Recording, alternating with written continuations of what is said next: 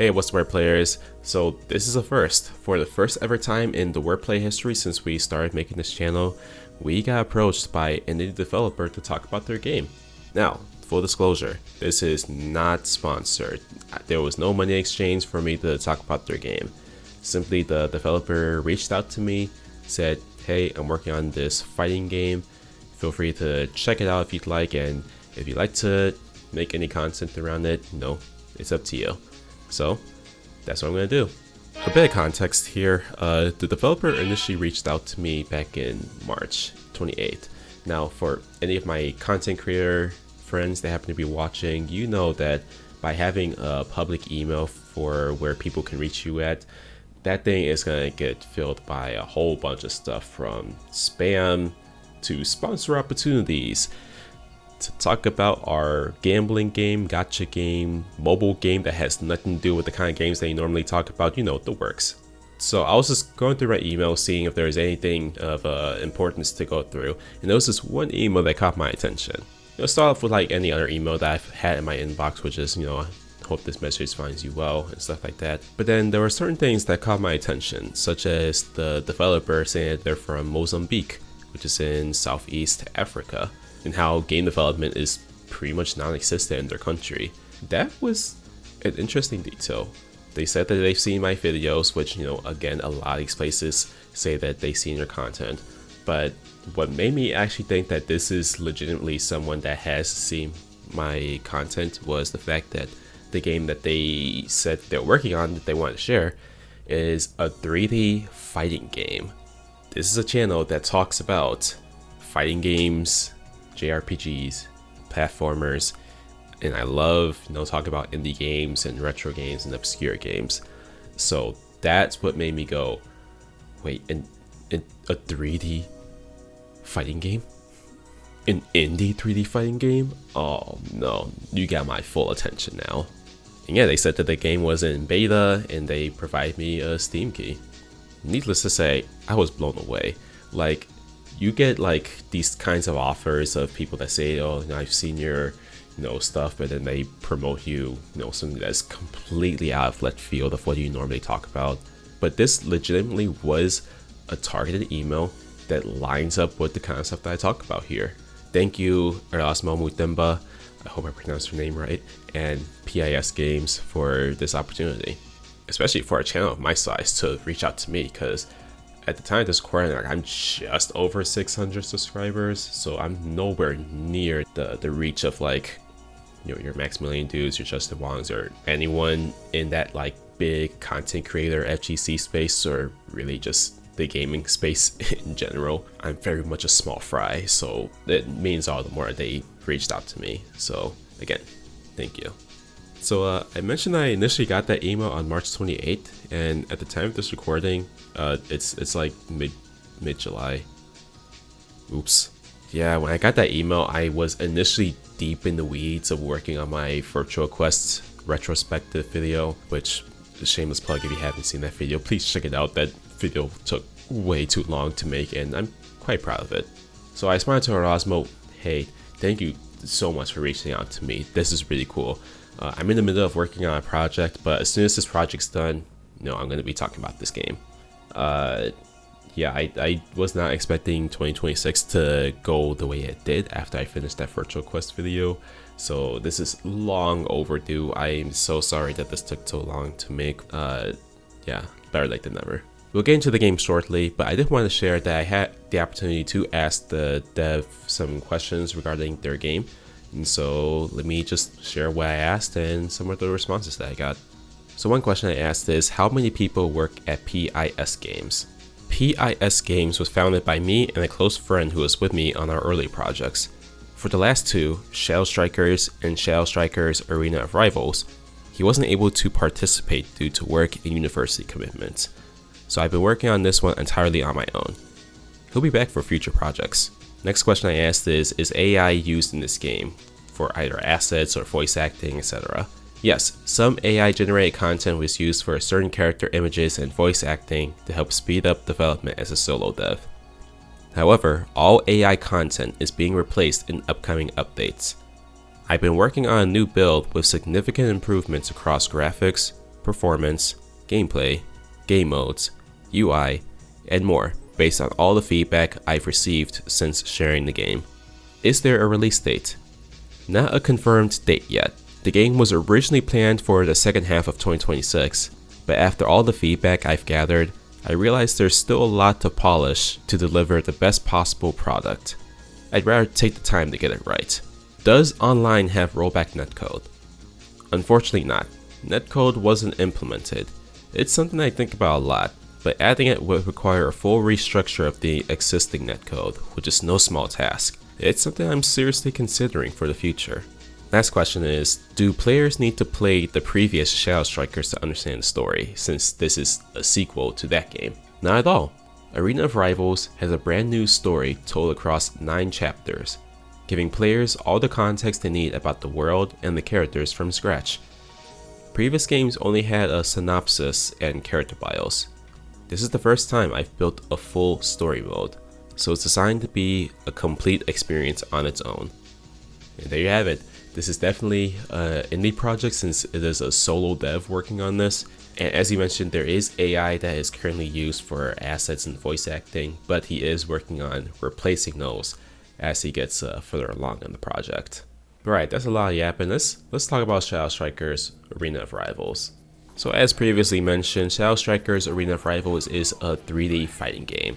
So if you've had any experience playing anything like Soul Calibur, Tekken, Virtua Fighter, DOA, whatever, you should be able to get the gist of how this controls. I will say this feels pretty similar more to Tekken since this is a hold back to block kind of game rather than pressing a block button. Each of your buttons can do a different attack while using a directional, and a button will do a special move. There is a tutorial mode in this game that will walk you through everything that you can do in this game, including an extensive list of combos that you can do. This game definitely is combo centric. At the time of the beta, there are 10 characters that you can choose from. And despite the combo system being universal across the whole cast in terms of like how combos are structured, the characters definitely feel different from one another. Some fight hand in hand, while others come pack in heat with either swords, staffs, or straight up guns. Overall, I think the characters are pretty interesting and distinct from one another. The game has a lot of offline offerings. Not all of them were available in the beta, such as survival mode, time trial, obstacle fight, which based on the description of obstacle fight makes me think of those special battles in Street Fighter 6. But what was available was story mode and arcade mode. Arcade mode is, your typical choose a character, fight through the characters in the game, where story mode is, well, this game's story mode. In this build, I was able to play the prologue up to chapter 1, where we follow the character Ryder. I gotta say, big props to the developer for coming up with world building and having an actual story for their game. So I'm definitely kind of interested in seeing how the full story plans out. Now I will admit, when I got to the tutorial, I was kind of breezing through it, and then once I started getting to the point where it was just a bunch of combo showcases, I was like, you know what, I think I'm good. I'm just gonna hop on the story mode and just start playing. A lot of it is pretty straightforward. You have your attacks. You can block by holding back to block or holding down back to block lows. You can sidestep normally, but you can also dodge by pressing a dedicated dodge button plus up or down. You can grab by pressing that same button that you used to dodge, but forward and that button to perform a grab.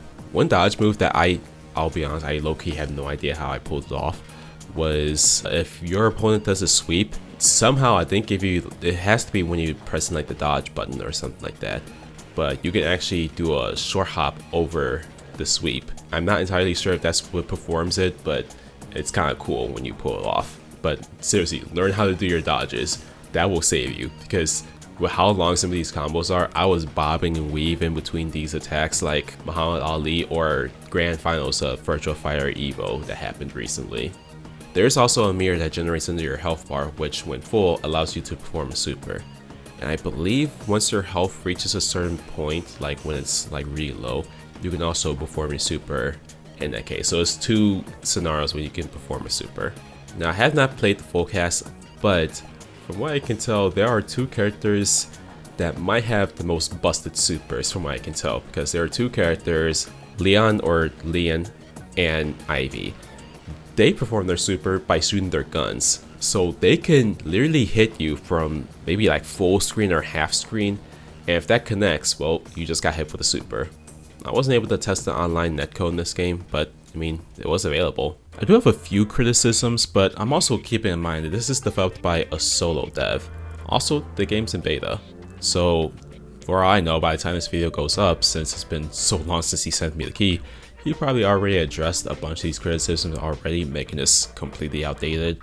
But if there's anything that I've shared that hasn't been implemented yet, and there is still time to implement them without derailing the project too much, I'd like to share a few things.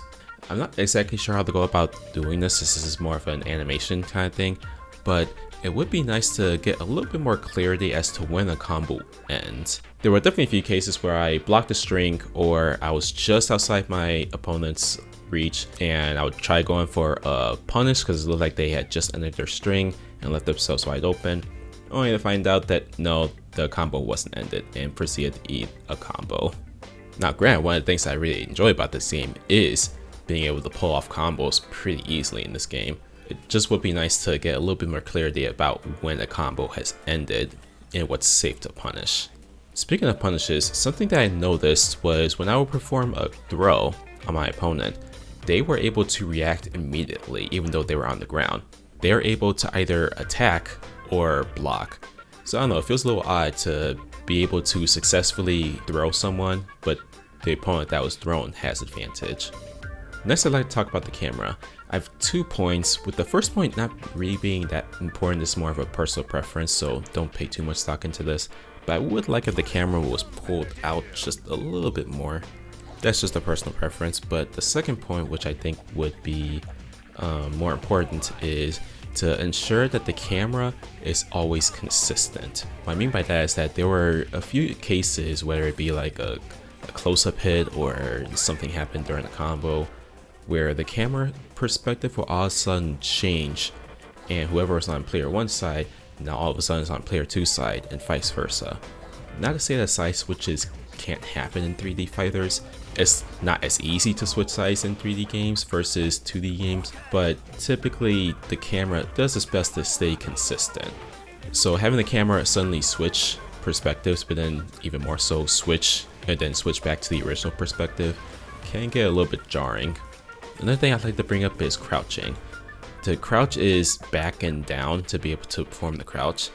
I think it would just be a bit easier to just do down back if it's possible to do that. That way you can get your crouch out faster when you want to, but also avoid the possibility of accidentally misinputting a back and then maybe you want to do like a back and then sidestep, but instead you do back and then you get a crouch. I don't recall if that's something that happened to my gameplay, but I could definitely foresee that being a possibility. Whereas with down back, you avoid that happening. I would like to see some adjustments to the collision boxes, namely the hurt box and hit boxes. There are definitely a few instances where me or my opponent would go off axis, which that is a thing that can happen in 3D fighters, and in fact that's what makes sidesteps so great, is the fact that you can throw off your opponent by sidestepping their combo. It just felt like going off axis happened way more than I would like to happen, even when I took advantage of it. So I'm not entirely sure if adjusting the hitboxes and hurt boxes would help make hits more consistent so that you avoid the going off axis issue, but it would be something to look into. One last thing related to gameplay is, from what I can tell, there are 2 methods to get super. One is through meter, and 2 is when your health reaches a low health threshold. Personally, I prefer if there was only one method to get super in this game, whether it be the low health comeback mechanic or by gaining meter. I think that's more of a personal preference kind of thing, so you can take that with a grain of salt. As for non-gameplay related things I'd like to bring up, I'd like to briefly talk about the announcer and the voice acting. It's a bit... eh. I fight for those who can't. You're next. You're about to see what the streets made me into. Round 1! Fight! Ha! Hagastorm! Oblivion Strike. All right! Ha! All right! I'm here for more than just a fight. Analyzing opponent. shot.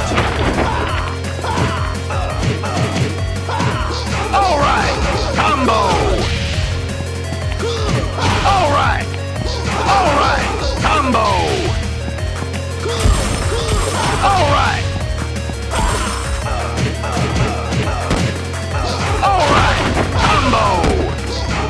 Player one wins. You're not the one I'm after, but this was necessary. That said, I understand that AI was used for the voice acting to, aid with the production of the game, but it is something I would like to bring up. I feel like the announcer might be an acquired taste, depending on if this is the direction the final game is going to be going towards. Personally, I was having a good time and I was laughing, but I think some people might be a little annoyed by the over-reliance of shouting great and combo and all the different stuff that he shouts. So the announcer, I can take or leave it. I know some people might not be a huge fan of it. To me, it kind of reminds me of a different take of the Killer Instinct announcer. The last thing I'd like to bring up is in the story mode during the prologue, when we're introduced to Ryder and his family, I feel like there's a bit of a huge tonal shift from when we're just introduced to his wife and his daughter, and everything seems all happy and stuff, and then the next scene immediately afterwards, it doesn't feel like it sets up that enough time has passed since he last saw them. The scenery doesn't look that much different from what I presume to be his house. The scenery doesn't look that much different, so I thought that he was like just in another room, not away from his home that apparently was destroyed by the enemy group of this game. So it completely took me off guard, where one moment we're seeing them happy and then all of a sudden, oh wait, they're all dead. Wrong, Ethan. Please. Ryder, I'm sorry. Your wife and daughter, they didn't make it out. What? Bro, what? Nah, man. You just show his family and then they die? Bro, if he becomes a villain, I get it. Maybe a little bit of a smoother transition, heck, maybe even just a different background and black screen that says, 2 months later, or how much time had passed since we last saw them to where things are now, would help clarify things just a little bit more. I'm hoping this suggestion wouldn't be too difficult to implement, as opposed to me saying, hey, I want you to write more scenes with Ryder and his family before all this happened. Like, this would just be more of a, hey, black screen, some text, maybe different background, and that's it. Everything else can stay the same. But yeah, those are my points of criticism. Otherwise, I am enjoying this game. I really like the music. The characters seem very interesting and different from one another. And it's kind of hard to describe unless you're playing it, but the game just feels fun to just press buttons and see stuff happen. I also think it's a nice touch that when you get a knockdown, the stuff around the stage, like the boxes and cones, bounce up whenever a knockdown happens. Yeah, overall I had quite a lot of fun playing this game. Really cool to see an indie developer from Mozambique tackle not just a fighting game, but a 3D fighting game, which that is my preferred fighting game genre, so really cool to see. Once again, thank you so much P.I.S Games for showing me your game and allowing me to be able to talk about it. And as the developer said, there is no firm release date for this game quite yet. It was originally planned for the second half of 2026, but with all the feedback that he's gotten, he's actually going to take a little bit more time to work on the game, let it cook a little bit longer. So if you are interested in keeping up with this game, down in the description, probably I'll probably pin a link down in the comments down below, a link to the Steam page if you want to wishlist it. And just putting this out there, but you mentioned that you're looking to eventually replace the AI voice acting with actual voice actors at some point. So if you need someone to voice a character in Shadow Strikers, let me know.